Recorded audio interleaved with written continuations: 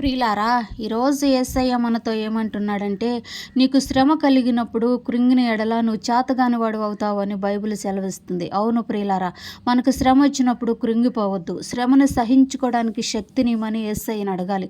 మనకు శోధన వచ్చినప్పుడు బాధపడకూడదు. శోధనను సహించుకోవడానికి, శోధనని తప్పించుకోవడానికి మార్గాన్ని చూపిమని యేసయ్యని అడగాలి. అంతేగాని నాకు శ్రమ కలిగింది, శోధన కలిగిందని కృంగిపోవద్దు, నిరుత్సాహపడద్దు. ఒక్కసారి ఏబుని జ్ఞాపకం చేసుకోండి. ఏబుకు కలిగిన శ్రమల కంటే మనకు ఎక్కువ కలిగినాయా? ఏమి లేదు. ఏబే శ్రమ పొందిండు. బైబుల్ అంతట్లో చూస్తే ఏబే శ్రమ పొందిండు. ఏబే యథార్థవంతుడు. ఆయన ఏమంటుండే చివరికి, నా విమోచకుడు సజీవుడు, ఏ రోజైనా నా యేసయ్యను నేను చూస్తాను, నా యేసయ్యతో నేను మాట్లాడతాను, నా యేసయ్యను నేను కలుసుకుంటానని చెప్పి ఆయన నిరీక్షణ కలిగిండు. ఆయన నిరీక్షణని, ఆయన యథార్థతని, ఆయన నమ్మకాన్ని పైనున్న యేసయ్యను చూసి ఆయన రెండంతలుగా ఆశీర్వదించి దీవించండి. ఈరోజు యోబుని జ్ఞాపకం చేసుకున్న దేవుడు నిన్ను కూడా జ్ఞాపకం చేసుకుంటాడు. నీ శోధనలో నుంచి, నీ బాధల్లో నుంచి నిన్ను విడిపించి రెండంతలుగా ఆశీర్వదించి దీవించడానికి యేసయ్య సిద్ధంగా ఉన్నాడు.